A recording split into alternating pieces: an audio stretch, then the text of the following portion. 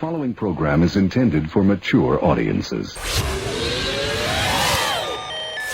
Program the computer. We create a mental atmosphere. Fear not, my friends. This will be my greatest performance. Give it to me. Here we go.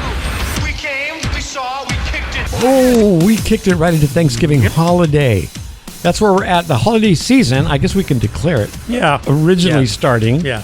It's Mornings on the Beach, your Saturday, Sunday info and entertainment right here on KLBP. I'm Danny Lemos. And I'm Mike Stark. And Melanie Ray has got the weekend off. She's decided to take a little trip, so we're filling in for her. And also with us today, we've got some brand new interns. And when I say brand new, about 3 minutes ago, they started their internship and dropped in. And so we figured we'll put you right on the show and say hello to our audience first. Hello, my name is Michael Hyder. And right next to you. I'm Abria Lopez. And as I said at the very top of the show, I was intrigued because when somebody says take a tour by candlelight and sound, for me, that was a tease. So I got James Tier on the phone right here from Long Beach Food Coma. And first of all, I have so many questions. Like first, James, Long Beach Food Coma. That sounds like it's right up my alley. So tell me about that first. Hi. So I'm a local food writer and influencer. And I basically just eat all over Long Beach and explore the new restaurants and showcase them. What a great job. Really, man. It's a tad silly, but I think it's important. Hey, it's right up my alley. Is it your blog?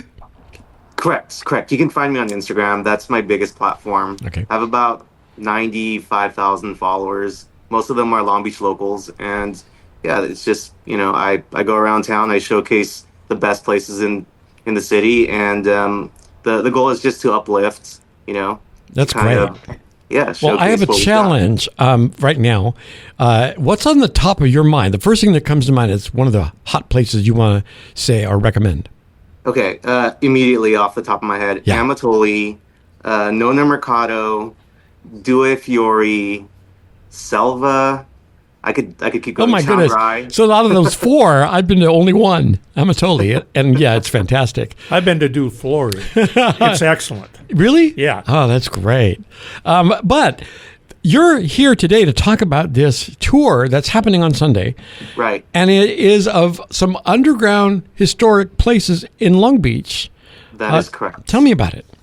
So Studio 111 came to me, Sinead, and she was like, hey, we've got a lot of cool spaces in Long Beach that we should showcase. And I'm like, yeah, there's a lot of stuff that's actually underneath our city, like the Juergens Tunnel and all the bank vaults. And so why don't we create a series that explores those spaces that are underground? So we're starting with temples first, and those are the places that used to house cults and dark organizations. So we're checking out the Psychic Temple and the Masonic Temple. Those are the two we're starting with. So the Psychic Temple, where is that located now? So currently it's the Intertrend building on Broadway in downtown. And that was formerly the Temple of the Holy Kiss. Yeah, historically speaking, there's a guy who was chased all over the United States, finally ended up in Long Beach and started a cult where he would be able to kiss a person without without a single selfish thought, and so it became known as the kissing cult because he would go and he'd kiss all of the women in the in the congregation. And now he's our president. I think he would have started a little lower. Oh, it's a family show. Careful. One of the things that's amazing to me is that these places, like for instance, what's underneath the Altar Society? So the Altar Society used to be the home of the Freemasons and the Knights Templar. Ooh. And so underneath the building is there. It's currently all brewing, kind of stuff like the big old, like the vats and everything. But there's a room where they would host their meetings, and who knows what happens there. I've seen the Dan Brown movies, so there's bones in there probably, some other incense. The fact that they're there is one thing, but you guys are going to take people through an experience, an immersive experience. Tell me about that. So we'll start out at the Psychic Temple, and we'll have actors, and we'll have the Elemental Shop also involved. They're kind of a mystical, tarot card reading situation, and so they're gonna set up a vibe, and then there's going to be a sort of cleansing after the experience, and then we'll move on to altar, and the whole thing will be primarily historical.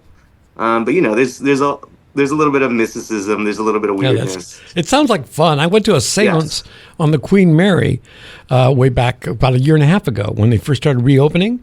And at first, my friend said, "Oh, we'll go. I'll pay for your ticket. $100 for a seance." I said, "No, you can pay for it." However, it was worth every penny. Oh my God, the guy who gave it was incredible. The things that happen, I can't explain the two things that happened, but it got me attuned to Long Beach and the mysticals or the mysticism that's all around our city. So these are just two of the underground areas. Well, there are more, but only on this tour, you're only going to do two of them? Correct. And then we hope to do vaults next. So there are 3 bank vaults of note in the downtown area. And we're going to start with the F&M Bank. We're going to do the, you remember the Federal Bar? I sure do. Right. Oh, That's yeah. going to be completely abandoned. So we're hoping to get into that. And then also, La Opera used to be the first congregational bank. And that was built in 1901. Yeah, so there's yeah. a lot of history there. Oh, that's So- fantastic. So those Yes. vaults are still in the building? That is correct. Wow. Whoa. And the Federal Building, when you walk by it, it looks haunted. Yes. I'm just wondering if what's in there. Since COVID, it's been boarded up, right? And Yeah. and I remember the vault underneath. They had some great like fundraisers down in there before when it was a restaurant. So it was a great place. But that sounds interesting. Now I got to ask you, how does food come into play here? Are y'all going out to eat after? Yes, of course. I mean, I don't know. I'm just saying things. This is- For the vault, since it's in La Opera, we could probably have a dinner underground because they host events there. But that's all up in the air right now. Okay. So we're focused on temples to begin with. So Temples is this Sunday. What time does it start? It starts at 5 p.m. And people need to get a ticket to go because it That is costs. correct. It's not free. It's $55. Yeah. And where can they find tickets? It is under Eventbrite, or if you go to my bio on Instagram or the Studio 111 page, they'll be able to find it. That's fantastic. Okay, one last thing. I got to really get it. Anybody have a question? Oh, you I do. do. Gabrielle has one. Yes, go ahead.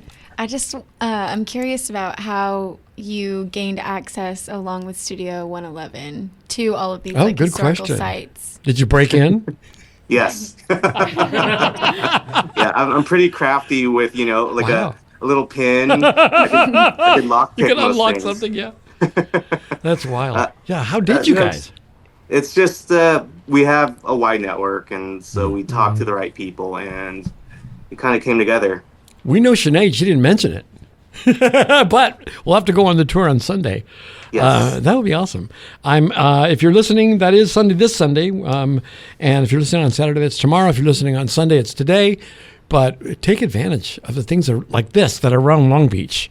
And also take advantage of your Instagram. Once again, give the Instagram handle.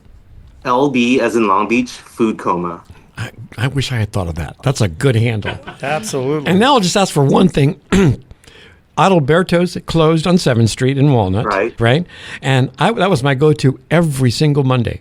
I went for Meatless Monday, got a bean and cheese burrito. So now I'm on the hunt for the best bean and cheese burrito. Under $10. I got my punch points. Okay. All right. In Long Beach. Now, I know I'm in the search right now, and I've got 5 candidates already. I've eaten a lot of bean burritos, and maybe they don't want to be seated in the room with me. But let me tell you, I have my favorite. What would be yours? Do you have one? I hate to put you on the spot like this. For a bougie bean burrito that's under $10, I love Oh. Sonora Towns. The best. And Ding, the price ding, ding, point's awesome. ding. It's $4. Yep, that's easy. For just like a classic, easy, like refried bean situation. I like Tito's, or I haven't like tried them yet. Jolizas or Jolisas. I don't know how to pronounce it, but Oh, I'll have to try those two or two I haven't tried. I got clued on to Boss Burritos. And wow, to me right now, they are my favorite. They take a bean and cheese burrito, put whatever you want. It's like Chipotle. They put whatever you want on it, right? And then they grill it. Oh, sweet. which is if you're going to eat in your car, it stays folded. It's awesome. I have my wants, and that's one of them. But thank you so much, James, for being part of our show today. And you, guys. Appreciate it. we look forward to having you come back. And anytime you want to talk food, we're open for it. Cool. I can talk food all day. And I can listen to it all day, especially if you've got some good tips like he just gave me there. They pass by so fast, I'll have to go back and listen to the tape and write down the names of the places he mentioned. It'd be great to have him on the show on a regular basis, and then you and I would have more places to go eat. Yeah, true. And go and use the power of KLBP. Whenever I go and I start talking to them about the station, Right. they're really cool. Last time it got me a free bag of chips. That's it? I said, I'll talk about it on my show, the free bag of chips. Chipola. There you go. There we go. But it's great. And it's always something I thought I would do if I ever didn't have the radio show or some way to express myself. I'd write about food or places. If you follow me on Yelp, you'll see that I do have quite a few reviews, and it's fun. I enjoy writing about food and experiences. So hopefully positive ones. I hate the people that are so negative. I came here and this food is awful. I saw their Instagram, it looked better than this. Well, right. Everything does in pictures. Exactly. Music time. How about this one? Lucinda Williams has a new record coming out, but she's also got a single that's out ahead of the album, and it's a song called World Gone Wrong. That's the great Lucinda Williams and a new song called World Gone Wrong. And World Gone right here, Mornings on the Beach. We talk all the time on this show about what's going on in the world around us, and especially our country around us. And so many times we get frustrated, and you've heard so many people say, we need to do something. And yet nobody seems to have any ideas about what we can do. So when I found out about the author that we've invited into the show, it's Michael Bedenbaugh.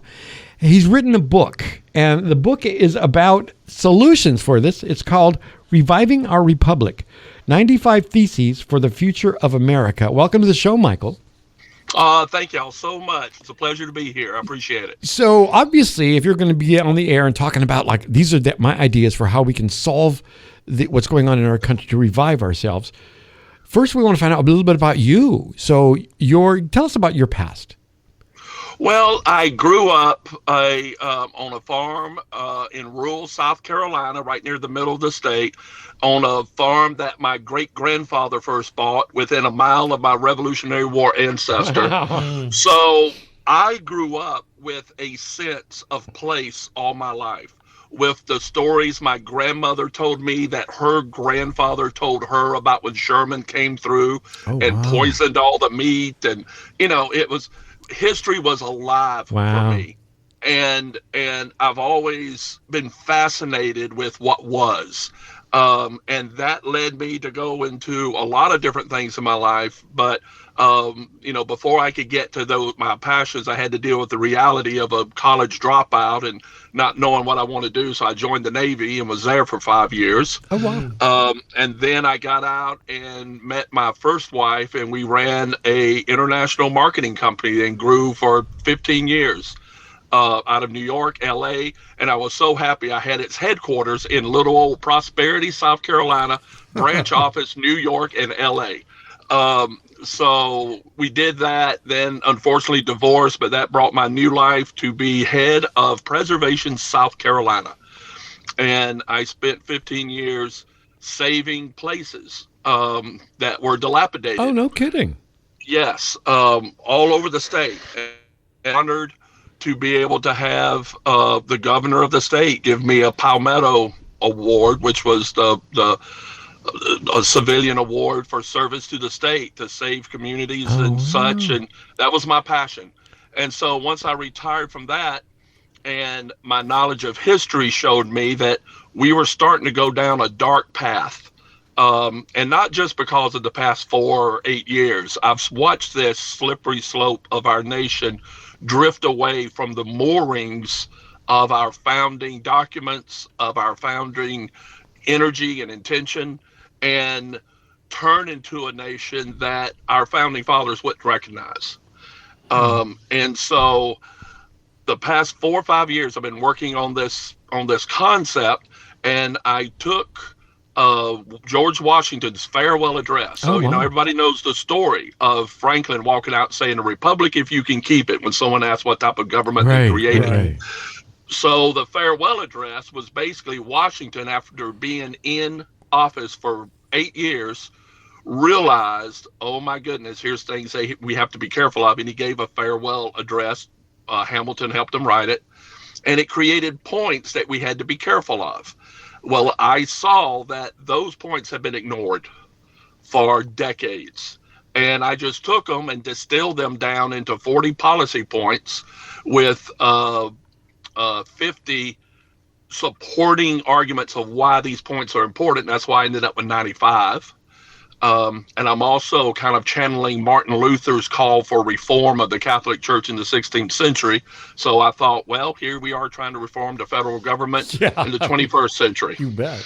And, there you go. That's where I came from. Because it's an hour show. But I'm sorry. I'd love to hear all 95 points, but can you give us a couple that would get people interested enough to go pick up your book?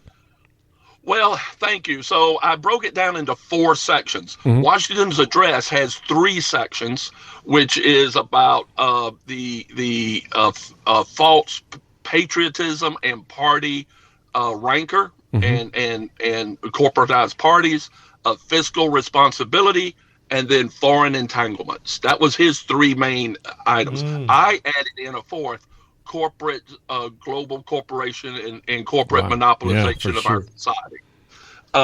And so those are the 4 main things. And so on the party stuff is just simple.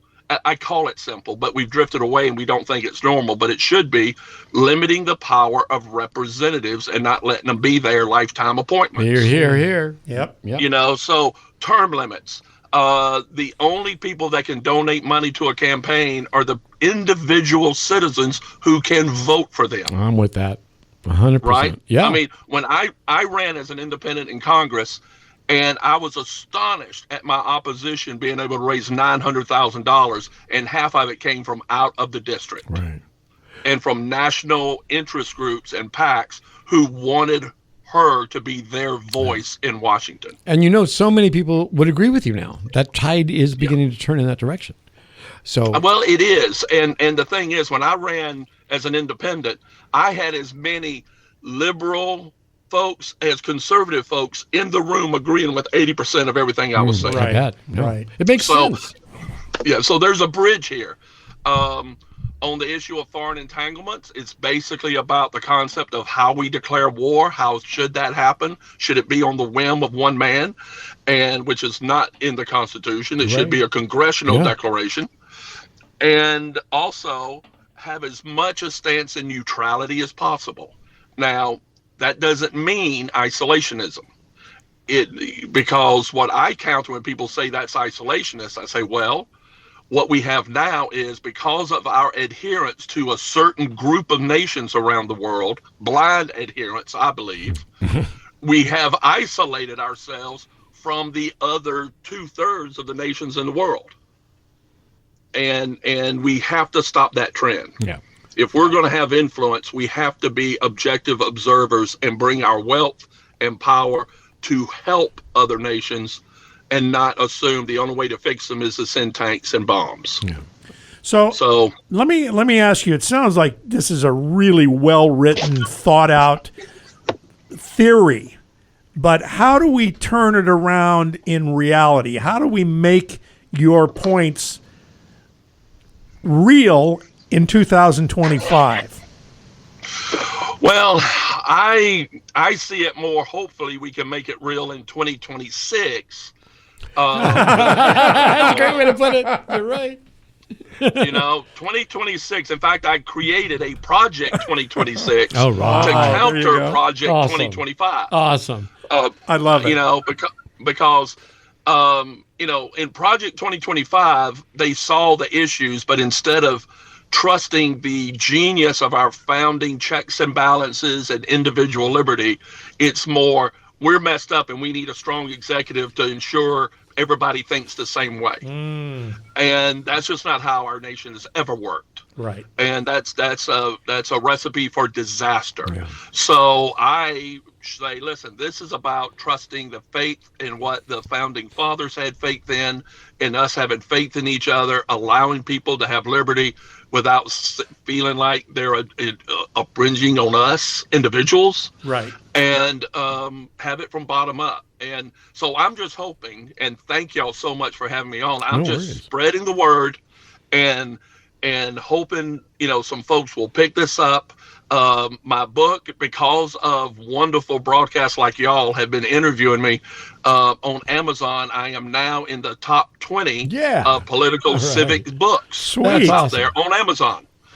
So it's working. And I pledge the better this book sells, the more noise we're going to make. And you know what? We were talking earlier in the show about the American Revolution, also here in studio, the PBS documentary. And one thing that struck me was at the beginning of creating the Declaration of Independence, there was such a vibe in the country about we could have a new start. And that's hopeful to me. When I heard that, I thought we could do that again. We could say whatever's working, whatever's happening is not working. Let's have a new start. And some of the things you've outlined here are an excellent way to make a new start. And if we get the people to really realize they've got the power. Well, it does. And the thing that does concern me is when, and we know this in individuals, sometimes before people or groups change, they have to go through some pain of realization. You're right. And I don't know if the pain level has hit us enough to make people really wake up. What forced us having a revolution was a lot of pain that happened from 1775 to that time. A lot of bloodshed. And a lot of bloodshed. And I hope and pray that doesn't happen with this.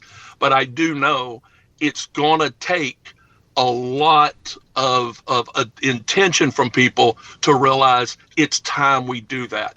And in that way, I thank the current administration that puts on full display what we have to fix. Right. And even the past one too. I mean, there's a lot of things, how we've governed ourselves, that is on full display now.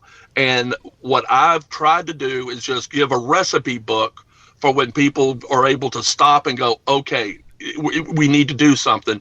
This is available. And if you're in Society's Kitchen and you're cooking, you want to get that cookbook from Mike, go ahead and tell us where to find it. Okay, you can find it on Amazon with Reviving Our Republic, and also on my webpage where I have a lot more information about it, revivingourrepublic.com. That's author Michael Bedenbaugh with us. And Michael, we want you to come back, especially when Melanie's in the room, because we could just let you two go at it. She would support this 100%. And that's wonderful. Thank you. When you're standing in a crowd here in Long Beach, California, that has just about every one of your neighbors in it, thousands of people, you begin to feel that we could do this. We could take it back. We all want something that's not what's happening right now. So thank you so much for your recipes and your time. And we'll talk to you again. Thank you so much. Look forward to it. Have some more music. Okay, how about a new song from a tribute album to the band Bad Company? Ooh. They've put together an album of other artists doing Bad Company tunes. And this is a real unlikely cover coming from country artist Charlie Crockett. A song called Bad Company. All right, that's Charlie Crockett, of all people, doing Bad Company, the title track from the Bad Company album. I thought you were going to talk about that Bad Company tribute band that plays down here in Long Beach. There's always the ones that like that one and Iron Maiden, right? All those tribute bands. I love that. Yeah. It's Mornings on the Beach. I'm Danny Lemos. I'm Mike Stark. Melanie is on vacation. We dunked our interns right into the tank as soon as they showed up. Baptism by fire. It's the best way to do it. And so we thought, hold on a second, you've got to meet them. And we have to meet them. You guys just showed up before taping time. But welcome to the show. We got our interns. Michael Heider is with us. Say hello, Michael. Hello. How are you? I'm good. Good. And? I'm Abrielle. I'm recently married, so my last name is Miranda, but but I've been emailing you. You have? Via my school and. Well, congratulations. That's still what her name tag says in our class. Oh, I see. Our internship Oh, class. wow, you got to remember that. It's How brand long new. have you been married?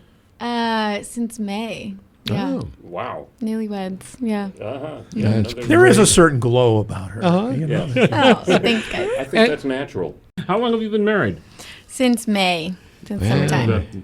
Another, month to your... No, 6 months. Genius. Yeah. You're at your first... So you've been married for 6 months? Just about 6 months now. Yeah, we'll be approaching 6 months. That's great. And you're a student, obviously, of Cal State Long Beach in the journalism department there, right? Yes. And they're here for their internship. Michael, you as well. Yes, I am.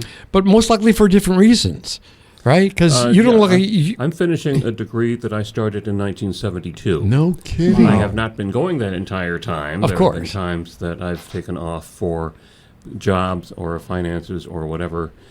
When I stopped, I was an administrative assistant for 42 years under different companies. Oh, wow. And when people stopped responding to my submitting my resume, I figured, okay, I've been shown the door because of my age, so I'm going to go back and finish my degrees. And I've been here now about 2 years, and I graduate next May. Well, fantastic. Now, what makes... You're What's going that? somewhere else next semester, or you're not going This back. is my last semester, actually. So I've already walked over summertime, and I got married and walked the stage, and now it's time to just... And both of you chose journalism. What was your reason, Michael? I've always written. I've loved writing ever since I found out about the English language. I wrote stuff when I was in the second grade. I was an editor on a couple of school newspapers, and I wrote for a couple of activity newspapers, one called Drum Corps World and another called Drum Corps News. And so it's just a natural thing. And I started out as a drama major. Mm-hmm. And I decided that I'm too fond of eating to become an actor. So I stopped that, and a few years later I had entered the business world, and I started to be a business major, which dealt with more math than I was prepared to handle.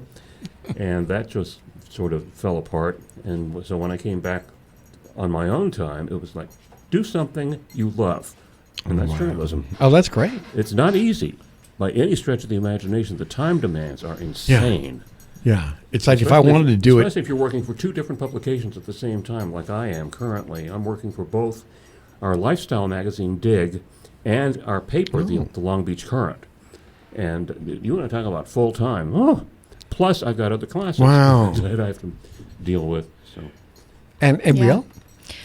Similarly to Michael, I have always written, I think, for the longest, since I was probably like 3, 4, 5, I always had like a diary or a journal, kind of helps me to process my thoughts, but also just the natural world, I would say. And that soon turned into a passion for storytelling that's more like people-oriented, community-oriented, even like mental health, some spirituality. That's all very I think just curious. I'm curious about the world, and I think there's lots to learn, and I like to expand my perception as well as others people's. So journalism just seemed natural. I think it's a social field too, and I do like just connecting with people. Mm-hmm.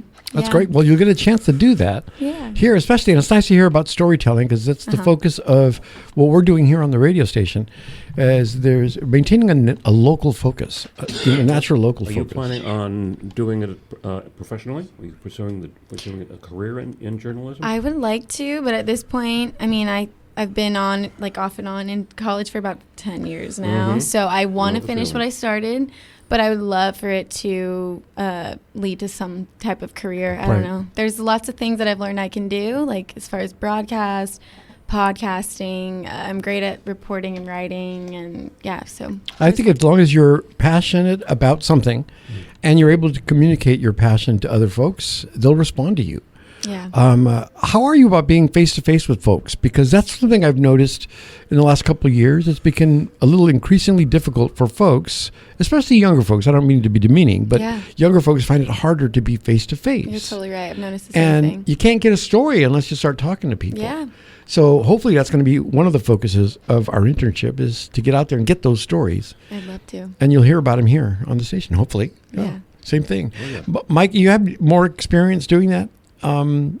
Interviews? It sounds like you do because you sound great. That's one of the points I have to work on is my interviewing, which mercifully I don't have to do for very long. Yeah.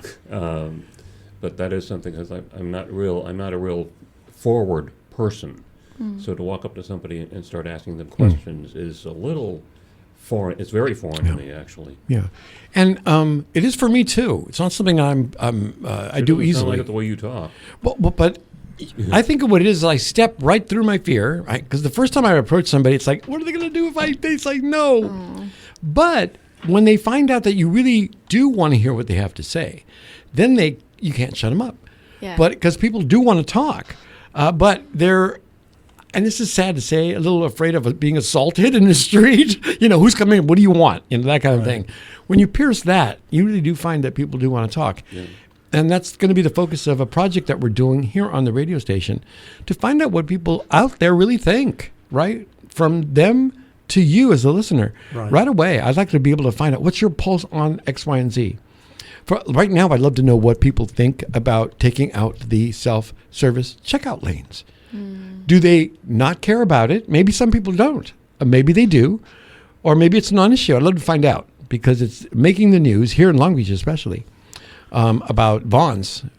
They wrapped them all in plastic, and I think they're getting ready to lift them and remove them out of there. Wow. But if you've been to Vons since, they've got a few more checkers, but still a long line. Yeah. Oh, my God. It's a long and they're trying to keep up. But to find a real story, which is about trying to save them money, meaning fines. They were getting fines because they weren't putting the proper supervision over those checkout lanes. And there's all kinds of, I don't. This is me going on about one of the things that interests me about theft. It seems like in the last 10 years, it's all about loss. People, they're losing so much money that everything's locked up now. And what does that force you to do if you're short on time, like a mom coming home after work, grabbing stuff she needs, has to wait for somebody to show up. And if you're there during that time of the day, forget it. It's just wild. Yeah. Anyway, as I carry on, this is about meeting you and finding out what you guys like and what you're about. Yeah. Yes, go ahead. I think as far as street interviews are concerned, I think it's easier now with the advent of the voice recorder. Because it doesn't look like it's a threat. If you were holding a microphone, like one of these things, this would make a heck of a weapon in a street fight. Yeah, really. It's so would the Emmy and the Oscar both. Hit somebody with and the has been used with the butt end of the Oscar. That's thing, and then the Emmy has those spires that hold the globe, right? Stick them in the right place, and fight's over. It is so great. You got this little, 2 by 3 inch thing. Yeah. And unless you put it in your fist and hit somebody with it, it's no threat. It's also easy to use your phone because the microphones are so good. I recommend that for anybody out there in the street. You don't need a microphone. Just point your iPhone at somebody, or your what's the other one? Android. Yeah, I knew you were going to chime in. Whatever you've got, use it. The enemy. So, and then you'll be able to do a great interview. Yeah. And all you need is a tripod and some the Yeah. Bluetooth mics, and you're good to go. Are you versed in what vertical journalism? For those people that don't know, that's about when you have your camera and you're doing a video and it's up and down, not sideways. As young as I appear to be, I don't have a TikTok. I don't make reels. I haven't. That's vertical journalism. I haven't explored so much yet, but I think that I have to stay, versatile. Yeah. Wow. Yeah. And the point of our internship really is to stretch you a little bit. So now we know where to do that. Yeah. Send her out and say, video journalism. That'd be awesome. Yeah. But areas in which you're not familiar with, I think always make a great thing to learn a skill. So when you walk away from it, you say, wow, I know how to do that now. And who knows when that might come in handy. Yeah. Especially with your, if you ever have kids and then you become one of those momfluencers and you never know. But I've been watching those documentaries on those people, and they make good money to start with, then everything goes wrong. Yeah. At least the ones that they put on Netflix, because if it didn't go wrong, it wouldn't be much of a story. That's right. Yeah, but wild stuff. Yeah. Anyway, we're so glad that you're here in the program now. We're going to put you right to work, as you can see. And stretch it a little bit, see what's up. but you're a definite boon for us, a boon for the Long Beach Journalism Initiative, longbeachpost.com. And you'll be vying to get your material posted on there as well, and which would be great for future tear sheets. Or do they still make tear sheets? You know what I'm talking about, Probably Michael? not. Oh, tear sheets were when they send you a copy of the article actually ripped out of the newspaper, a physical copy of it.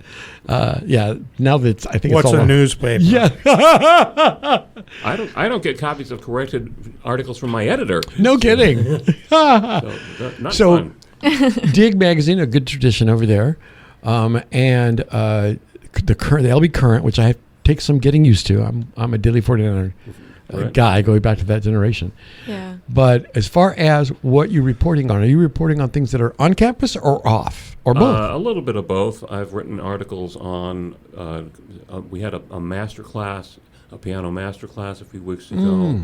There's a concert in about 2 weeks on campus. I'll be writing on that, and I've also done stuff on the summaries of the shows that the concerts that our music department was going to put on. Yeah. And I started out with an article that I wrote about my experiences in 1974 when Jaws came out, 75 rather. When Jaws came out, I was working in a drive-in theater, and we were used to sellouts. We had 1,100 cars in this place. But we were not used to lineups that started at 4 o'clock in the afternoon, went down this tree road, up a side street, and down one of the main streets in Van Nuys, and rushes that lasted for 4 straight hours. Yikes. Wow. And I called it, "You're going to need a bigger drive-in." Yeah. Right. That's great. I was very, very happy with that article because it was insane. I mean, we had to refill the popcorn warmers on the fly. We had to restock the ice 2 times before we even took a breather. It sounds like you and I were around the same time.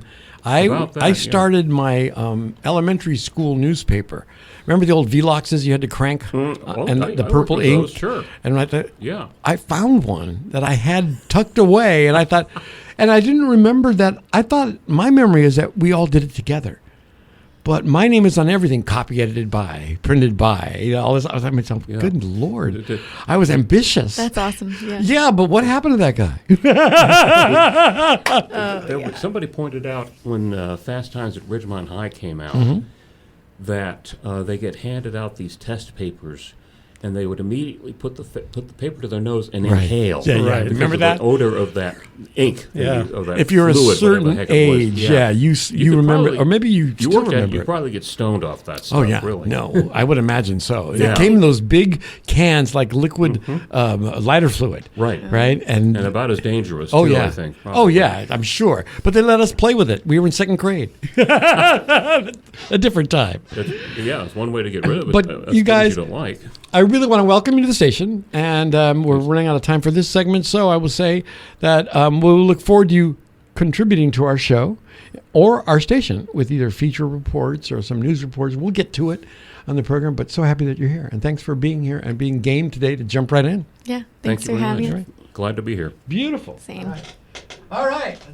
Okay, next up is a new song from Lucas Nelson, Willie's kid, and a song called Pretty Much. Okay, you're on Mornings on the Beach, and that was Lucas Nelson and Pretty Much. And I'm Danny Lemos. And I'm Mike Stark. And Melanie is out and about somewhere. And you know how your friends, when they say, well, I'm going to go do this, and you don't pay attention? I didn't pay attention. I don't know where she's gone, but she'll be back with us next week. In the meantime, we'll get to some stuff here. And we're gone right here, Mornings on the Beach, for your Saturday, Sunday morning. Danny Lemos right here. I'm Mike Stark. And Melanie is out and about somewhere. And you know how your friends, when they say, well, I'm going to go do this, and you don't pay attention? I didn't pay attention. I don't know where she's gone, but she'll be back with us next week. In the meantime, we'll get to some stuff here locally and that concerns us anyway, the LA Olympic schedule. Has come out. Have you seen this? No, I haven't. It's great. The 2028 Olympic Games schedule. If you want to find it, you can find it at la28.org. And by day, by session, and by event, they list them out. And the Paralympic schedule, which is just as robust as the other schedule. Funny things that I'm finding on here that I haven't remember seeing before. BMX freestyle, BMX racing. That's the bicycle stuff, which I guess is kind of new. And skateboarding. Oh, boy. Yeah, and I think we're getting beach volleyball right here at the Alamitos Beach area. They're going to build a stadium. And I know this because when I check on the website, it says it's going to be on the Alamitos Beach Stadium. So there isn't one now called the Long Beach Zone. And you can see how nice they have the beautiful beach area right by my house. I'm literally going to be able to walk a half a block to beach volleyball. Wow. And you can sign up for future updates there on la.org. Find out more about LA 28. And if you're not into the Olympics, you can plan your vacation around leaving town for that. A block and a half from beach volleyball. Do I rent my 2-bedroom right. and disappear for 2 weeks? Yeah. It could be worth it. It could be. When I think of what people are getting for a full house, oh yeah, it's like $1,400 a day during the Olympics. It might be worth it. It might Boomer, be. pack it up. Let's go. You have to keep the cats, though. Because I'm not taking them. You ever try to corral a cat? No, forget it. Impossible. Yeah, it's too much. Impossible. But this is going to be exciting and busy, obviously, in our town. They are also looking for volunteers. So if you're one of those people that wants to get out and about, and maybe don't have friends that would enjoy the Olympics, but you'd enjoy going, you might want to volunteer. Yeah. I know my aunt did it last time in '84. When it was here, she made sandwiches for the Olympic athletes. Isn't that kind of cool? But she was next to the action. Right. And so she got to see a lot of goings on. It was fun. Right. So there's that as well. And of course, for the past week, what a week, huh? Yeah, what a week. The files are out. Yes, they are. And what have we learned yet? Nothing. Yeah. And we're going to run out of time, but we've got to get to this one story that showed up this week here in Long Beach. Yeah, and we've talked about this numerous times, but it looks like it's the real deal now because they're actually selling tickets for a show that's going to go on at the new amphitheater out where the Queen Mary is. And it's not even built yet. It's not even built. They're selling tickets. I want to see how they're going to do this. Yeah, me too. They must have a seating chart already put together because they're going to be selling tickets this week, I believe, to the Motley Crue show. What a way to start, huh? It's going to be loud. I tell you, that's going to be a great start. But before they build the amphitheater, before they build ground, apparently there's a festival coming, the SS something festival, Soundscape or whatever. It's going to be, and it's one of those. Oh boy! It's going to be one of those nights we're going to have here in Long Beach. But if everyone enjoys that, that's a great thing. I remember if I was 21, I'd probably be in the middle of that crowd jumping up and down. Right. But it's going to be an interesting time here because the amphitheater is going to be built in time for the Olympics. So as the town explodes in 2028, we're going to have a lot more seating for people in the concert arena. And it should be understood there's other things going on. There's other things bubbling under musically in this town. I was told by someone that the Long Beach Arena is being sort of redone so that it can have music venues. So it can be used as a music venue as well. And then with the Hard Rock Hotel coming in. Oh, that's right. Oh, my God. We're going to become a real music center here in Long Beach. I hope so. And speaking of music center, we got one more song to go out. But any word about LA Radio Sessions before we leave you? We're Sunday at 10? Yes, Sunday at 10. We're doing the encore performance of my very first show. No kidding. Here at KLBP. Oh, that's awesome. How long ago was that? That was a year ago, 50 shows ago. And then next week, it'll be Bill Ward for almost a month. He's sort of taking over my show. He's doing a takeover of my show right before we have KNAC take over the radio station. Stay tuned for more. He's giving you a tease on that. There's something's going to happen in January. You're going to love it. Yeah. It throws back to the radio in Long Beach, so we're so excited about it. But it's time for us to say goodbye, so I'll do that. I'm Danny Lemos. I'm Mike Stark, and we're going to leave with brand new music from, God bless her, Mavis Staples, who's been around forever, right, yeah. Staples singers and all that, and a song called Human Mind.